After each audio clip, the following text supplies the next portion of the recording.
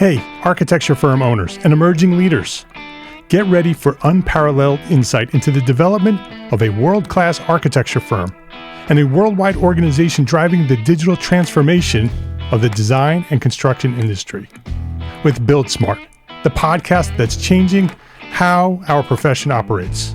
We share the incredible stories behind innovation in the building industry with my friend and co-host, Patrick McLeamy, FAIA, former CEO of the international architecture firm, HOK.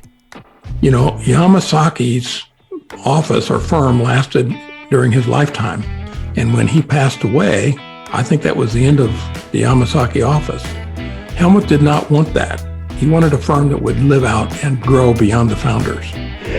In Season 1, discover the untold stories behind HOK's meteoric rise, from 150 employees in St. Louis to a powerhouse with over 1,900 staff members and 27 offices worldwide. You know, they weren't as polite as the Kojima people. That was just boom. And anytime you have a creditor, whether it's Kojima or the bank, that wants their money, unless you can raise money someplace else, you are out of business. Bankrupt. And hold on tight for Season 2, where Patrick takes us on a new adventure as chairman of Building Smart International, shaping the future of digital transformation in the design, construction, and operation of built assets. Ian Howell, Ken Harold, and I, Ken was my technical representative from HOK. The three of us took a tour of Europe of 5 cities in 5 days. Very busy time. Simply follow the link in the show notes to subscribe to Build Smart now and uncover lessons that will transform you and your architecture firm.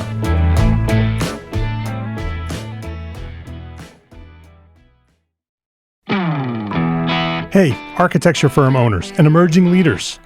Get ready for unparalleled insight into the development of a world-class architecture firm and a worldwide organization driving the digital transformation of the design and construction industry. With Build Smart, the podcast that's changing how our profession operates. We share the incredible stories behind innovation in the building industry with my friend and co-host, Patrick McLeamy, FAIA, former CEO of the international architecture firm, HOK. You know, Yamasaki's office or firm lasted during his lifetime. And when he passed away, I think that was the end of the Yamasaki office. Helmut did not want that. He wanted a firm that would live out and grow beyond the founders. In Season 1, discover the untold stories behind HOK's meteoric rise, from 150 employees in St. Louis to a powerhouse with over 1,900 staff members and 27 offices worldwide. You know, they weren't as polite as the Kojima people. That was just boom. And anytime you have a creditor, whether it's Kojima or the bank, that wants their money, unless you can raise money someplace else, you are out of business. Bankrupt. And hold on tight for Season 2, where Patrick takes us on a new adventure as chairman of Building Smart International, shaping the future of digital transformation in the design, construction, and operation of built assets. Ian Howell, Ken Harold, and I, Ken was my technical representative from HOK. The three of us took a tour of Europe of 5 cities in 5 days. Very busy time. Simply follow the link in the show notes to subscribe to Build Smart now and uncover lessons that will transform you and your architecture firm.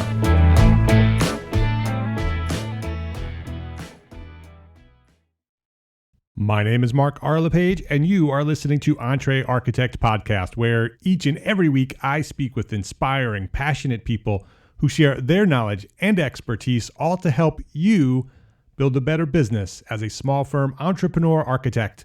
This is episode 356, Simplifying Sustainable Buildings, with architect Dominique Davison of PlanIT Impact.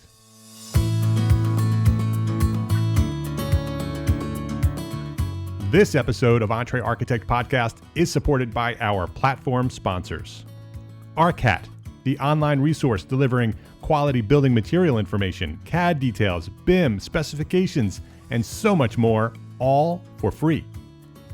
FreshBooks, the cloud-based accounting software that makes running your small firm easy, fast, and secure. Spend less time on accounting and more time doing the work you love. And Gusto, the easy online payroll and benefits service built for modern small businesses like ours. In other words, a people platform. So thanks to ARCAT, FreshBooks, and Gusto for supporting the EntreArchitect community of small firm architects. Dominique Davison, welcome to EntreArchitect Podcast. Hi, thank you, Mark. Happy to be here. It's great to have you here. Dominique is an architect based in Kansas City. She founded PlanIT Impact, so that's PlanIT Impact, PlanIT Impact, in 2014 with one goal in mind: to make it easier to design for sustainability on every building project. She recognized that that time and cost are common barriers to sustainability, so she created PlanIT Impact to be the fast, easy, collaborative, and smart solution to building performance. In addition to founding PlanIT Impact, Dominique is founding principal of Draw Architecture and Urban Design, an award-winning practice based in Kansas City, Missouri. She is 2018's AIA Kansas City Architect of the Year, and she is an author and frequent national speaker in the sustainable and smart city space. So Dominique, I shared a little bit about you, a little bit about who you are. I'm excited about this conversation. Let's start with where all of this started. What's your origin story? Share where you discovered your passion for architecture, and tell us that story to where you find yourself today. Sure, absolutely.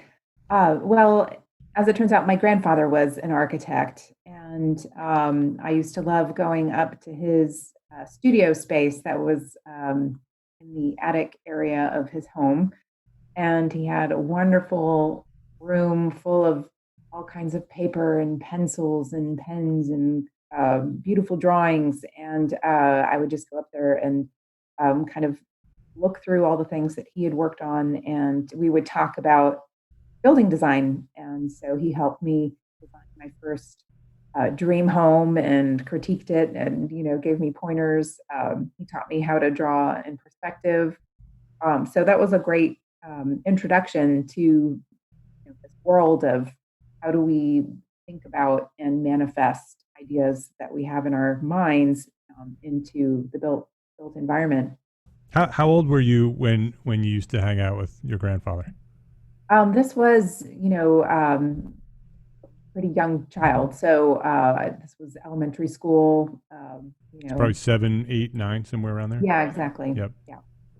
Okay. And then in middle school, we had one of those career days, and I decided to go see the architect speak. And so that was about 5th grade, I'd say, and got to understand a little bit more about, how this other person practiced architecture. That also sounded wonderful to me. So I was kind of I had an early idea of what I wanted to be. So did you make that decision before that meeting with the architect at school, or was that sort of the thing that said, hey, what grandpa does is something I could do? Exactly. That was sort of the thing that said, oh, okay, this is a profession that I can do, because my grandfather lived in Europe and that was an experience here in the United States. So, it helped translate it to my understanding of the world. Right. Yeah. Interesting. Okay. So you were inspired by the architect at school, and then where did that lead you? Well, I tried to do some drafting classes and kind of take on some special projects around architecture, but there weren't really classes available for me in my middle school and high school. And so once I went to undergraduate, I ended up going to UC Berkeley, and they have an excellent program for undergraduate architecture as well as graduate school. So I did my Bachelor of Art in Architecture at UC Berkeley, and then worked for a year for a great firm in San Francisco, and my mentor, Daniel Solomon, and then went on to grad school at the Yale School of Architecture back in Connecticut. So coast to coast. Coast to coast, yeah, 2 degrees. And I was committed. And then so you graduated from Yale. Then what was the next step? Where did you go once you sort of launched yourself out into the profession? Yeah, so I had the great opportunity to work with Caesar Pelli and Associates, which is now Pelli Clark Pelli Associates, based in New York City and New Haven, and I was in the New Haven office. Some of the folks there in the firm also taught at Yale, so I had a great introduction to them and to the firm.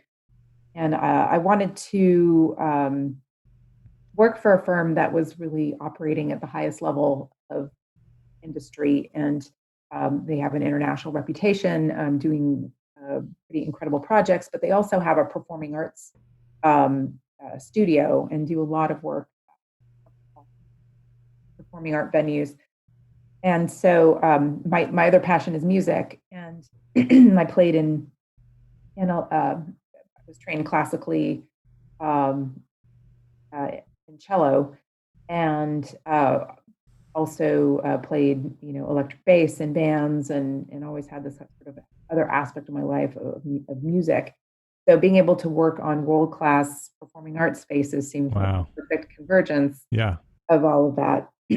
So um,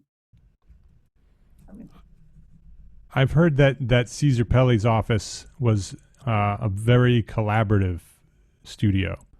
That because I've interviewed other people who've come from Pelli's office, and they had said that studio very much embraced the idea of educating the people who work for them so they can go out and be great architects beyond Caesar Pelli's office. Is that sort of the experience you had as well? I think so. Yeah. I mean, they also have a pretty loyal group of leadership that have been there for quite a long time. But it was a wonderful experience after grad school to be able to be in such a design intensive environment. It's highly iterative. You're working in teams, so even though it's a fairly large office, the way that you work on projects is rather intimate. It's very familial too. There are lots of opportunities to socialize and spend time with your colleagues. They serve lunch every day, so everybody's meeting around the table and talking about the projects and their ideas. So that was a really wonderful place That's a to great idea to be have lunch. internship. Yeah. Yes, yeah, very much an Argentinian idea, I think. Yeah, because I Yeah, mean, not only is it great to have a company that cares enough to feed you, but the interactions during that meal probably were so valuable. absolutely. Yeah. So there's some great friendships that formed out of that. In fact, I met my husband in grad school, but we were both working together at Caesar Pelli. Um, he had started a year before I did because he graduated a year earlier. And then, so we started dating soon after I began working there. And Did they know that? we tried to keep it quiet for a little while. At the holiday party was sort of our coming out. Sort of obvious, yeah. I asked Yeah. that because my wife and I worked together for about a year and a half at an architecture firm. My first job, her second job, and we met there. We fell in love there, dated there, and when she had left, when I left, I announced that we were engaged to be married, and nobody ever knew that we were Oh, even really? connected. Yeah, Wow. yeah, yeah. So we sort of blew everybody's minds, and to this day, that the owner of that firm takes full credit of my entire life, my That's marriage, great. my kids, my business, everything. He says that's all me. Right. Well, there were quite a few couples there. I think there were at least 4 or 5 couples when we were in the office there together. So it wasn't frowned upon to have a significant other in Yeah, the office, which was also kind of part of that familial sort of atmosphere. right, right. So what did you do after when you left Pelly? Well, I really my passion of sustainable architecture and community impact. While I was at Yale, I was really involved with the Yale Urban Design Workshop with Is Alan that Platt. where you were inspired to follow that passion? It was in school. That Yeah, that was a wonderful opportunity to get out into the community and do some pro bono work and do some work that really improved the goal was to improve the lives of um, a community that wouldn't typically have access to an architect for a bespoke project. Yeah. And so, and we also did the Yale Building Project, which was building a home, also an affordable home.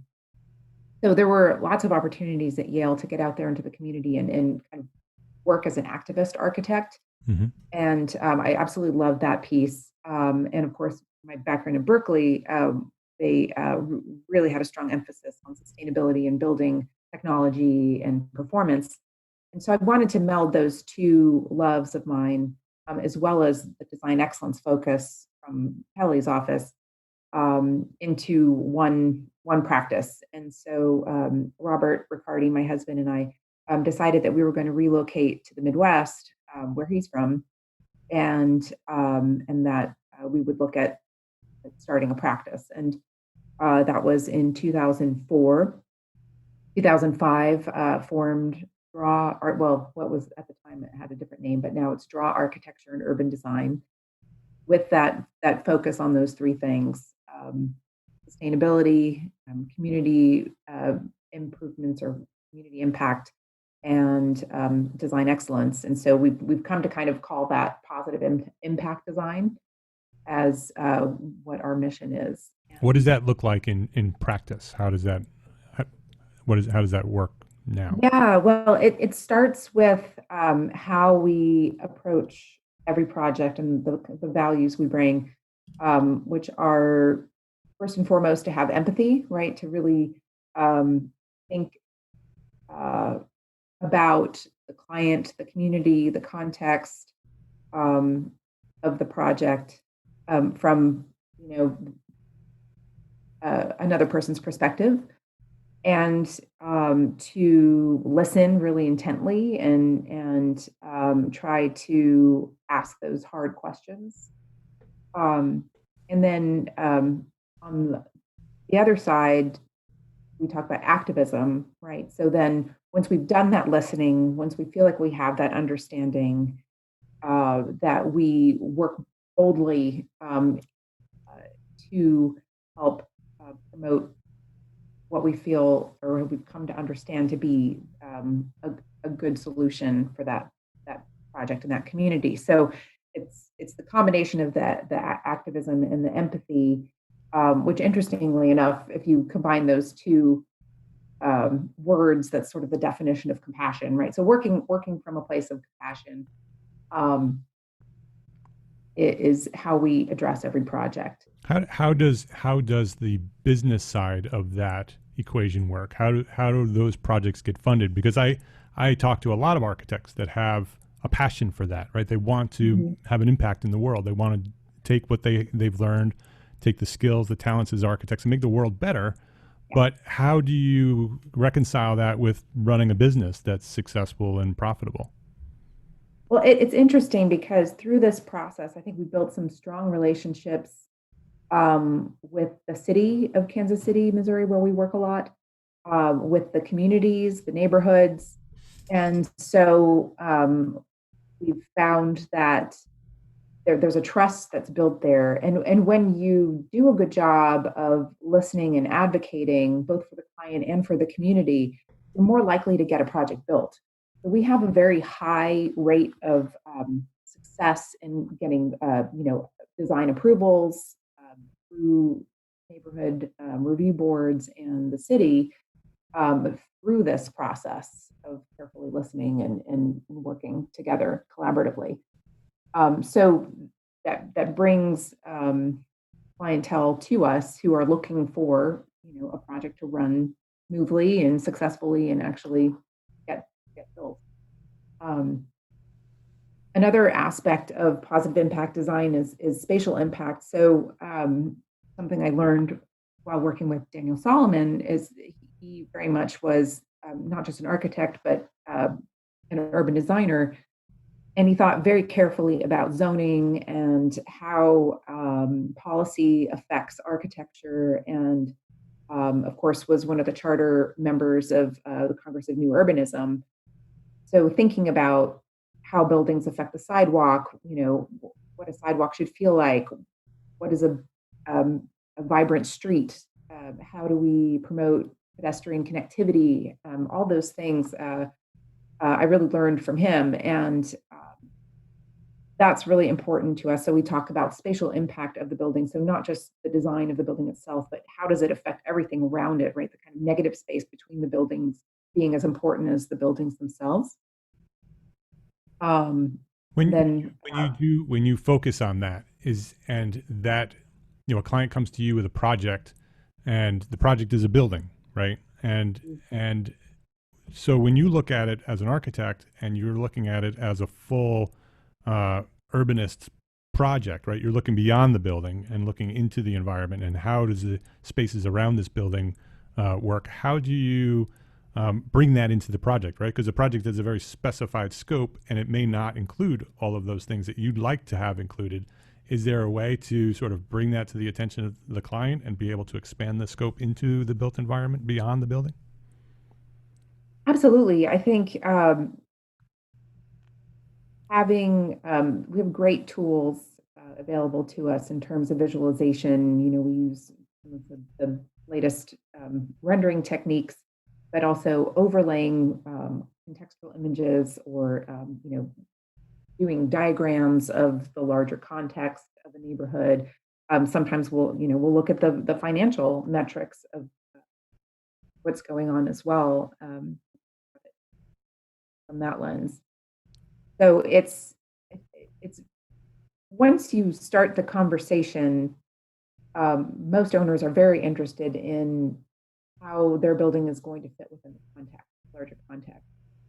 And so that's been a pretty easy sell, actually. So it's just a matter of having the knowledge to know that this can be done, and then having the ability to present it in a very clear, compelling way to educate your client and say, here's what could happen if we were, able to go beyond the building. And then they get excited about it, and they're like, yeah, we want to do that. Let's do that. Right. So one example of that is an apartment complex that we were working on, and it was along a pretty busy street that doesn't have a wonderful pedestrian sort of experience through segments of it. And we wanted to make sure and create a vibrant pedestrian experience. So we said, well, what if we thought about this block as one that was really all about pedestrian connectivity, and we strengthen that experience in the block, so that then it kind of bleeds out from the block into the surrounding. And so we created this kind of almost like Italian medieval city scale walkway through the buildings, where the buildings are just 25 feet apart, and there's a nice little pedestrian path weaving through a cluster of different buildings. And so you have the Juliet balconies of all of the units looking out into this pedestrian zone, and people can sort of, congregate there, or just have an awareness of one another in this kind of urban context. So it's a very unique condition for our city, for Kansas City, but one that also kind of plays off of the liveliness of alleys, right? So we created basically a new alleyway, and where they were at first considering putting up gates and kind of thinking about the security sort of the perimeter of the facility. Instead, we convinced them to just let's make it porous. Let's make it something that people want to explore. And now it's occupied, and people are enjoying it, and it's really fun to see. So it sounds like you take permission, right? That you sort of have the project, you have the scope, you do your analysis, you look beyond that and say, well, what can we do, if we look at this as a holistic project, and then present it in a way and say, well, here, this is what could happen. And then they give you the permission that you had already taken to present it, and they see the value in that. And so it becomes an infinitely better project. Absolutely. We will return to our conversation right after this quick break to say thank you to our platform sponsors, ARCAT, FreshBooks, and Gusto. Every day, more architecture professionals are adding ARCAT to their workflow to save them time and money. ARCAT helps designers, specifiers, and architects compare and select the best products for their projects using the powerful ARCAT search engine. They also offer data files like BIM and CAD and specifications right there on the same site for free without registration. There's no catch, no cost, no email. It's all free. All your building material information and all your manufacturer information all in one convenient place. Visit arcat.com today to see why so many professionals are consolidating their product search to one task. Visit arcat.com. That's arcat.com, ARCAT.com. Visit arcat.com today. There's lots to love about being an entrepreneur architect, but trying to figure out your financials on your own is not one of those things. Luckily, there's FreshBooks, the all-in-one accounting solution that's built for business owners like us. FreshBooks takes all of the not-so-fun parts of running a business, from building and tracking invoices, to organizing expenses, to managing online payments, all of that, and it automates them and simplifies them, saving you up to 11 hours a week in the process. 11 hours.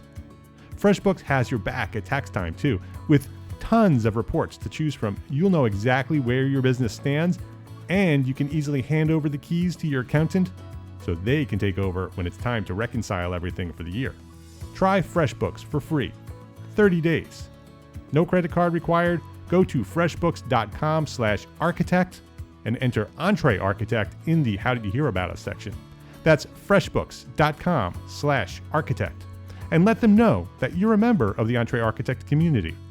freshbooks.com/architect. Look, 2020 has proven to be the year of many things. But if you own your own architecture business, this could be the year that you switch to better payroll. Gusto wasn't just built for small businesses, it was built for the people behind them, like you and me. Their online payroll is so easy to use. Gusto can automatically calculate paychecks and file all your payroll taxes automatically, which means you have more time to run your business. Plus, Gusto does way more than payroll. Gusto helps with time tracking, health insurance, 401ks, onboarding, commuter benefits, offer letters, access to HR experts. You get the idea. It's super easy to set up and get started. And if you are moving from another provider, they can transfer all your data for you. It's no surprise that 94% of customers are likely to recommend Gusto. And here's the best part. Because you're a listener right here at EntreArchitect Podcast, you get 3 months free, totally free. All you have to do is go to gusto.com/architect and all the details are there. Again, go to gusto.com/architect. You'll thank me. You're going to love Gusto. Get started today at gusto.com/architect. ARCAT, FreshBooks, and Gusto. Please visit our platform sponsors today and thank them for supporting you, the EntreArchitect community.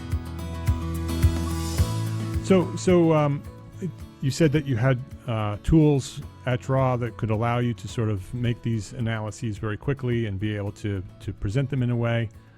Is that where PlanIT Impact came from? What's PlanIT Impact and how does it work and how does it integrate with what you do at Draw? Yeah. So another critical aspect to our practice and a value we have and part of positive impact design is resourcefulness.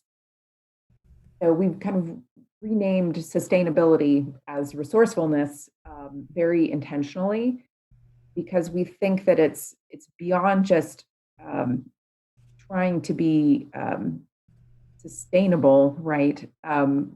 We want to be doing something that's just plain smart, right? That's not wasteful and in all the ways that the built environment can be now. And it's sort of irrefutable, right? Like if you can talk about something being resourceful, no one's going to say, "Oh no, I don't want to." Right, I don't want to be resourceful. Right, That's bad. So So we talk about radical resourcefulness, right? Like how can we really push it so that we get things into that net zero even category of construction. And early on, it became very clear that owners, we have to look at things through the lens of the value proposition of owners. They want to know that something's going to be on time, and that it's going to be on budget, and they are interested in the impact to the environment. But there's always that trying to balance first cost versus the long term costs of operating a facility. And so often when we were talking about sustainability, we weren't talking about the hard numbers of those long term costs. And we didn't find a tool. There wasn't a tool that provided that analysis. If we hired somebody, a specialist to do that, it would have cost us thousands and thousands of dollars. And at that point, we would have, probably spent either our own fee or the client's sort of benefit that they were trying to capture to begin with. So I had become involved with a local drive for gigabit internet here through Google coming to town in Kansas City. So we were one of the first gigabit cities in the US. And that offered an interesting kind of mashup of interdisciplinary thought leaders coming together and trying to see, okay, how can gigabit technology benefit us at the municipal level? What can this do in terms of promoting entrepreneurship? What kinds of problems can it solve in terms of safety, public space, parking access, and then sustainability was one of the key things that they were looking to think about as well. So we started interrogating the idea of, okay, if we had access to more data and we had access to a way of connecting the dots, right? A way of networking all these various silos that we work in as architects. Yep. The construction side and pricing modeling, the engineering piece, the building geometry piece, renewables and the potentials there, weather data, walkability and connectivity data. If we can kind of connect all these dots and start to provide a more data-driven solution for people and yet make it simple and easy, could that help owners make smarter decisions, better decisions, because they're just simply more informed with another layer of information.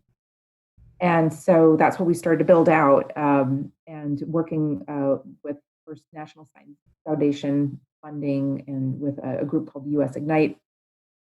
We also were funded by the Mozilla Foundation and then started working with architects and construction companies to build out this platform. And so PlanIT Impact, it's a continually evolving thing, but it's a piece of software now that's available and downloaded and used and is a collaboration hub essentially for pulling together building performance information around energy, water use, stormwater impact, and transportation connectivity is a piece in there as well. And then layering that with the cost data so that you understand the cost benefit, right? What is the return on investment for these incremental decisions that we're making? Because it's design is a series of thousands of decisions, right? And each one has an implication. So you do kind of need to see them individually, but then also cumulatively. So that's what it does. Right. So you can make small changes to see how it impacts the overall concept of what you're proposing. Is it working with a BIM model? What is it analyzing?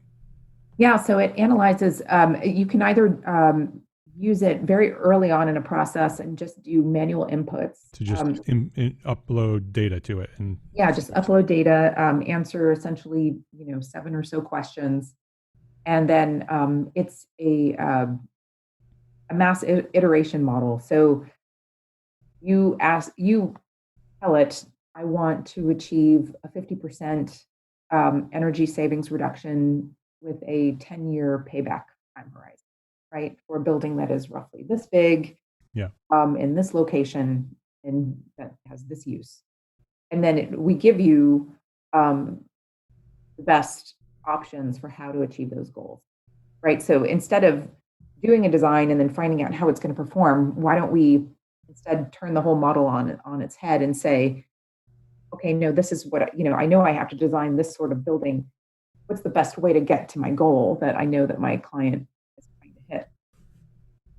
So it works, hundreds of times faster than traditional energy modeling processes, both in it's starting with the question, right, or starting with the answer rather, and then giving you kind of the question. It's also, I think, something that we're learning a lot about the industry. So, as a separate company, PlanIT Impact is a sister company to Draw. We're learning so much about our own industry in having those conversations with other architects and engineers and construction companies, and understanding more about how they work and their challenges and what are the impediments to sustainable design that they're facing. And it's been, it's then in turn affected how we think about Draw and the kinds of work that we do in an interesting way as well. So, so it's full circle. It's PlanIT Impact is benefiting Draw, and Draw is sort of inspiring PlanIT Impact. It sounds like PlanIT Impact becomes sort of this very quick, inexpensive evaluation tool to be able to make very quick decisions early on before it costs a lot of money to make those decisions. So you know where you can go before you get there. So you're not sort of doing those analyses after you've done a whole lot of expensive work. Which is so important to do that early phase iteration. You hit the nail on the head. So the first, 20% of decisions we make in design, it's the Pareto rule, right? Affect roughly 80% of projects outcome. So the more data or iteration we can do early on, the more confident we can be that we can right answer. Right, and you're more likely to end up with a result that's much more beneficial and better for the world. By being able to make those early decisions, you can be more confident that we'll end up where we want to go, rather than saying, oh no, that's going to be too expensive, we have to take that out because we're afraid that it's going to be too expensive. We just never actually done the analysis because it's too expensive to do that analysis. Right. And just by asking, it literally takes 20 minutes to run one of these analyses, and typically we'll see a 25% improvement in the overall design performance over code minimum. So it's at least, it's so simple to do. They're just, even if you don't use our platform, just using some platform to do that energy modeling is just so critical. What's your vision for PlanIT Impact? What would you love it to become someday? Because you said that it's still early on in the process of developing it. Yeah, well, it is a pretty sophisticated piece of software already. It's just that it's fully available. I didn't want that to sound like it's it's fully available. It's working. It's just I just wonder what's your vision for its impact on the world? Right. Yeah. Well, ultimately, we would like it to be something that can be used on every project, everywhere, regardless of whether it's a lead project or not, in order to help people see how they can achieve net zero design, or as close to that as they can. So we would like to be that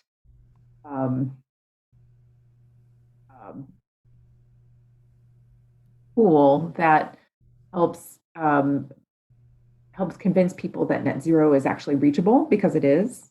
I think a lot of folks think about that now, and they consider it as being out of reach or too expensive. Right. And what's interesting is the analysis we do shows that sometimes it's only like a 5 or 7% increase in cost to get there.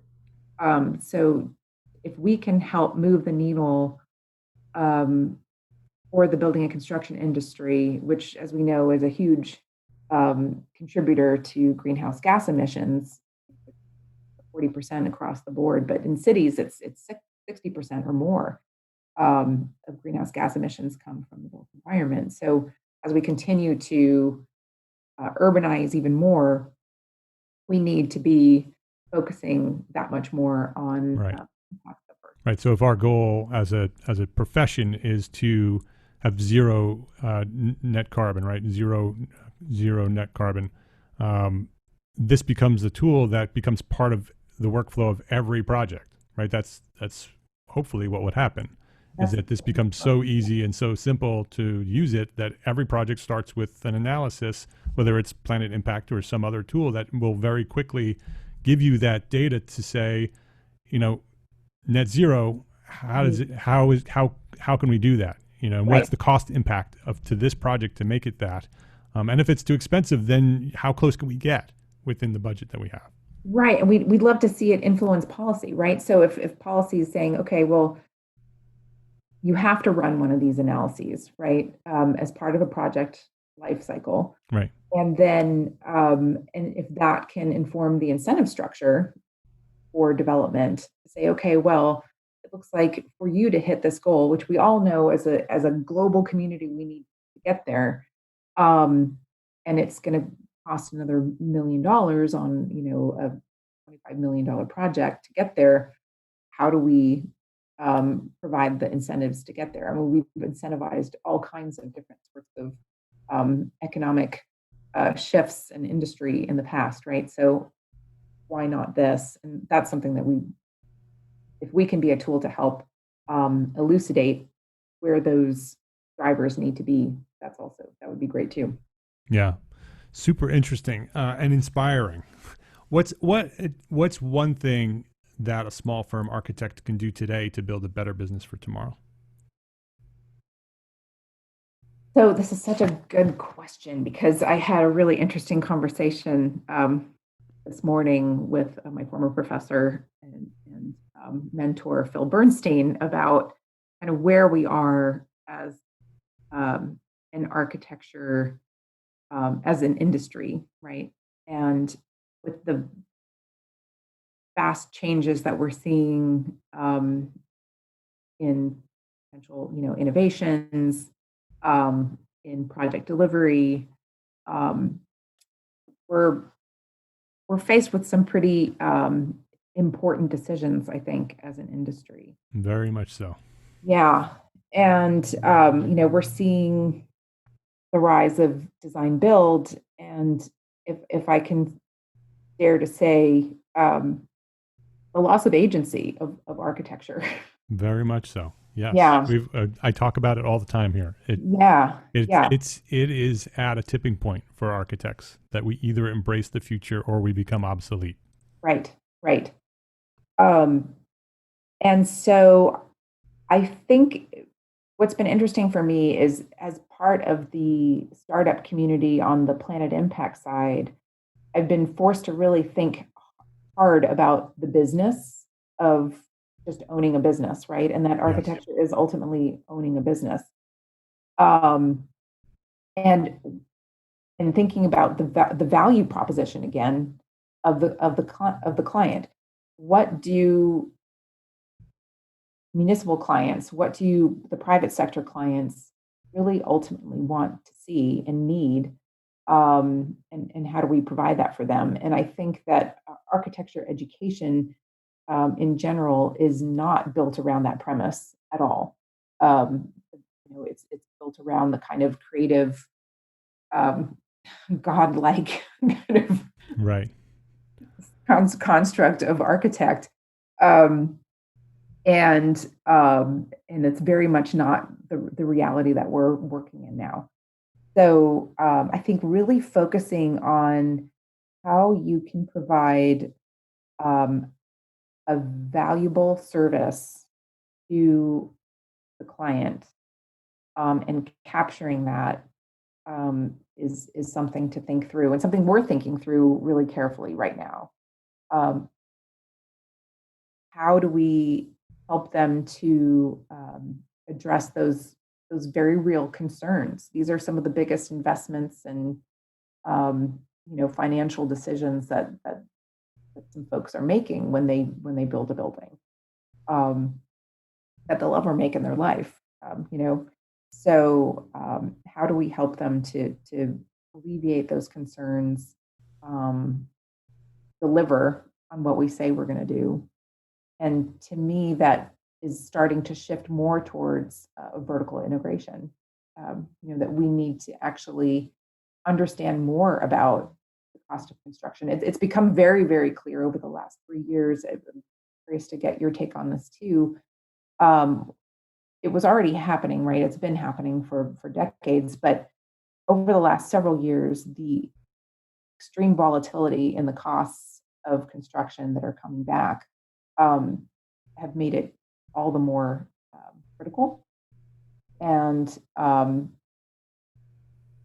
we're seeing 30% jumps in cost of year over year sometimes on a project that we thought that we had a pretty good handle on, that we just don't anymore. And so I think this critical linkage between production um, and the design side and how you deliver that is going to become absolutely critical. Yeah, I think the entire system is shifting. Mm-hmm. That the old way of practicing and the old way of building is not the future way of practicing and the future way of building. We are moving in a different direction, and the thing that architects need to understand is that we need to be part of that future, or else Yes. we become replaced, because there are entrepreneurs out there, there are developers out there, there are construction companies out there that will happily take those opportunities and run with them. And if we don't take those opportunities and run with them, and define the future of the built environment as architects, then they will. Absolutely. And we won't be needed anymore. Right. And so we need to look at those opportunities and embrace them, and not push back at them. That there's lots of generative design and automation, and that scares the heck out of architects. Mm-hmm. But that doesn't mean we go away, right? It means that we have new tools to use. So how do we use those new tools to become more valuable and more respected, more relevant in the profession? Right. If we turn our back to that, then that's when somebody else takes over and we're left with nothing. Absolutely. Yeah. So, we see it all the time that there's some new software out there that helps generate like test bits, right? Test bit exactly. IO. Yep. Yep. So it starts running different options.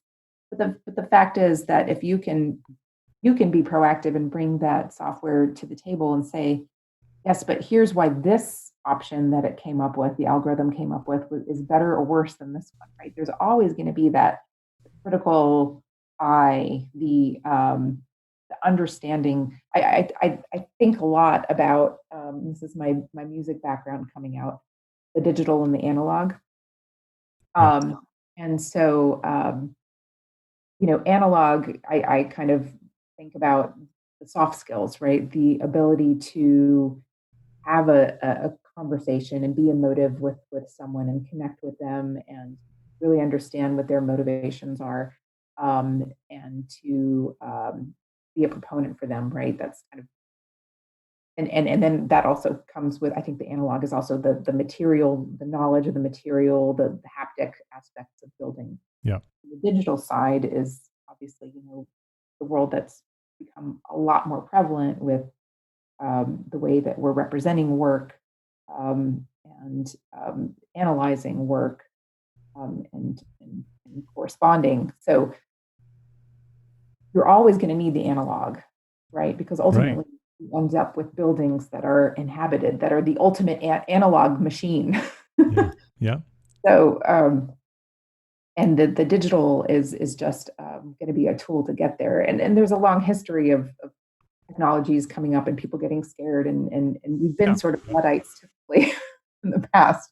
we need to get over that, and just realize that all of it is just a kind of way to continue to elevate what we do on the. Yeah. And I think your work with PlanIT Impact is a perfect example of that, is that you saw a need, you developed a tool, you're continuing to develop that tool because it's something that the architecture industry needs, that we need that tool, right? We look at the future, this future is coming whether we like it or not. We need to have tools to be able to respond to that future and embrace that future. And PlanIT Impact is a perfect example of that. And I hope you inspire others who are listening, who have those ideas, who see the needs that need to be out there, that there's a tool missing, and that we can develop those tools as architects. Yes.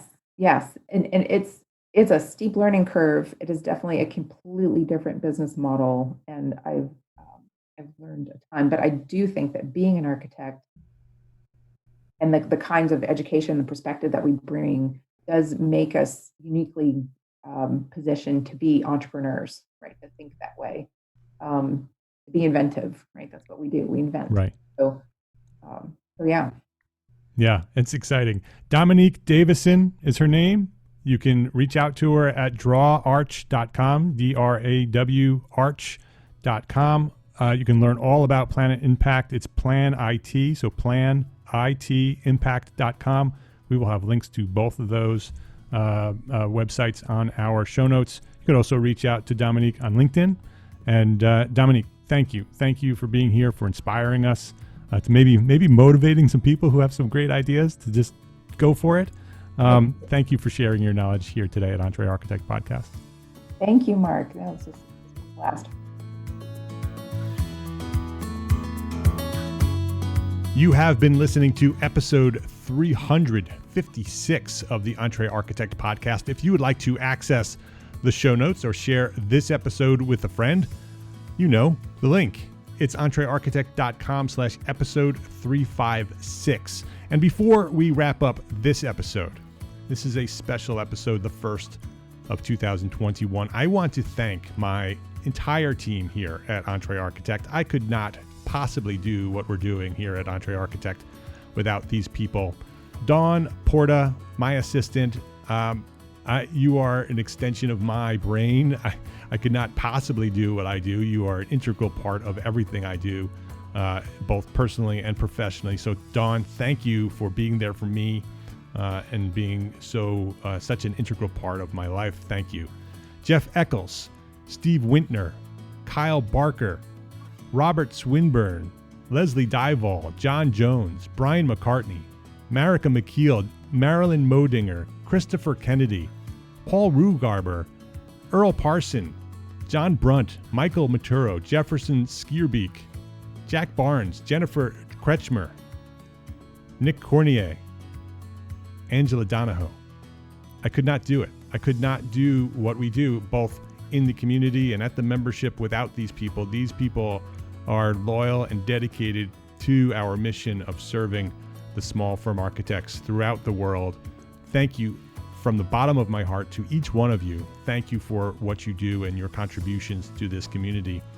And a very, very, very special thank you to my producer here at EntreArchitect Podcast, who has produced over 200 of the last 356 plus episodes we have here at EntreArchitect Podcast. She has planned and coordinated all of the live AIA conference, EntreArchitect small firm meetups over the years. So if you've hung out with us at one of those parties at the AIA conference, it's been this person. And she has so reliably and consistently produced almost every video training and special session inside the EntreArchitect membership over the years. She is loyally working behind the scenes every week. We truly could not be doing what we're doing here at EntreArchitect without her.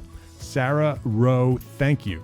Thank you for all you do, and thank you for all you've done for the EntreArchitect community. Thank you for being there for me. So as you can see, since we launched way back in 2012, EntreArchitect has become way bigger than me.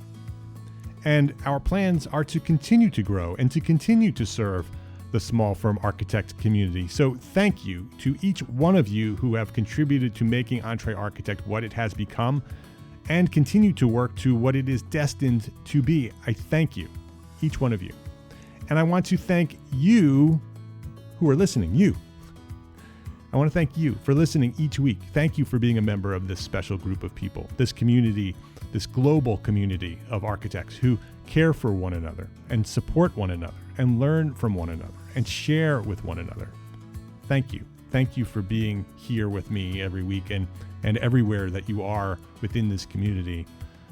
Thank you. You know, EntreArchitect is proud to be part of the largest, most engaged AEC multimedia network on the planet, Gable Media.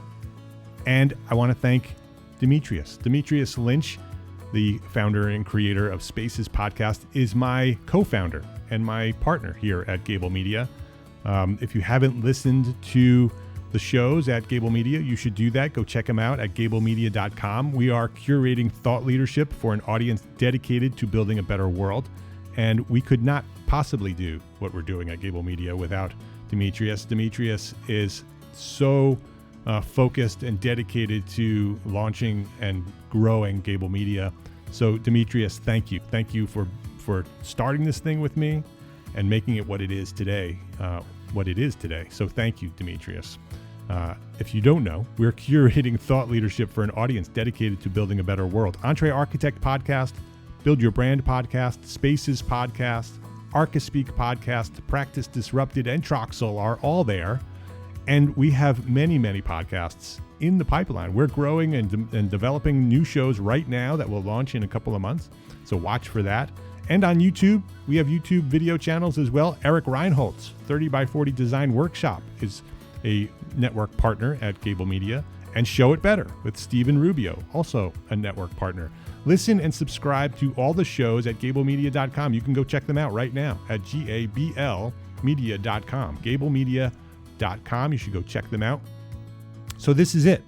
As we step into 2021, many of us are looking to make this year the year of renewal, putting the stress and the anxiety of the past months behind us and focusing on positivity and serving others the best we can, the best we know how. How can we serve the people of the world? How can we use our talents and our skills to better serve the world? How do we grow our firms and fill our project lists with meaningful work? How do we attract the clients that need us the most, that really need us the most? How do we attract them? There are 3 steps to building a strong, healthy architecture business. Develop a plan, a simple business plan that identifies your vision and the path required to achieve it. Develop a financial management system, a simple system that allows you to plan for a strong, profitable business. And develop a focused, intentional brand, a branding system that truly empathizes and emotionally connects with the clients that need you the most. So start off your new year with determination and commitment to focusing on these 3 steps: a business plan, a financial plan, and a powerful brand strategy. Let's work to better serve the world. If you need some guidance, we can help. We have resources for all of those.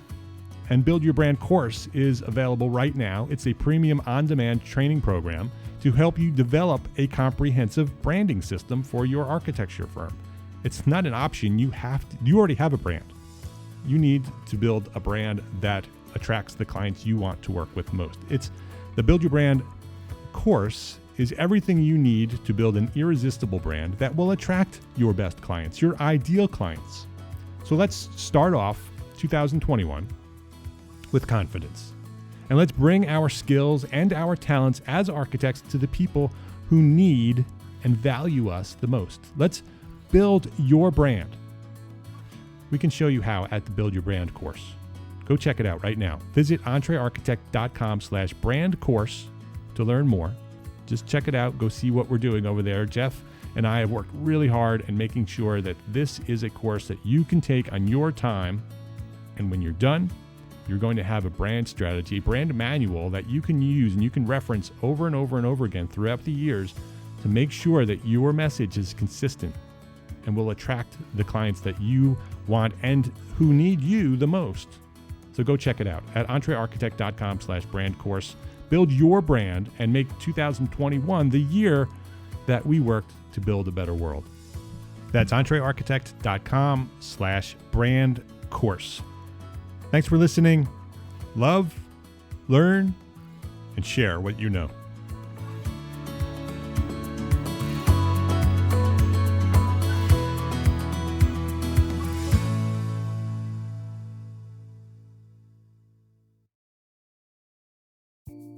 Imagine earning continuing education credits while doing exactly what you're doing right now.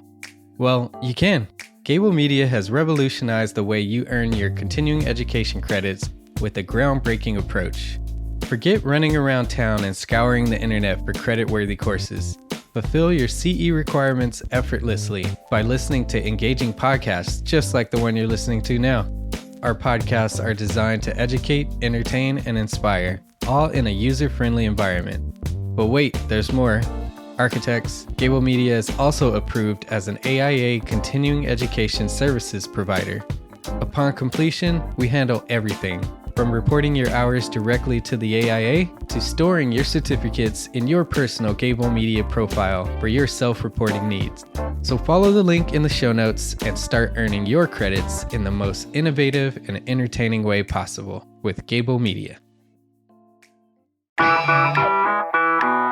Attention architects and creative minds, get ready to supercharge your brand with Build Your Brand, the podcast that's unlocking the secrets of branding success for creatives. Hey there, it's Mark Arlepage, founder of EntreArchitect, and I'm inviting you to join my friend, architect marketing expert Jeff Eccles at Build Your Brand podcast, where he explores the captivating stories of the world's top brands and transforms their lessons into powerful moves for small firm architects and creatives like you. In Season 1, Jeff shares the thrilling tale of Southwest Airlines, where he dissects their journey to the summit and distills it into strategies tailor-made for you. It's important to keep in mind that companies like Southwest compete in the real world, just like you, and face real-world challenges, just like you. You might be surprised at how similar those challenges are to the struggles that you grapple with on a day-to-day basis. Don't miss out on your blueprint for success. Subscribe, tune in, and let's build your brand together. You may have noticed that the very best brands in the world are also known for having somewhat unique corporate cultures. That's often the glue that holds everything together when they encounter those rough spots. We don't do it because it inconveniences the passengers to whom we are primarily dedicated, the short haul, frequent flyer. Follow the link in the show notes to subscribe to Build Your Brand today. Remember, no matter the size, the journey's the same. Your brand's journey to the top starts here.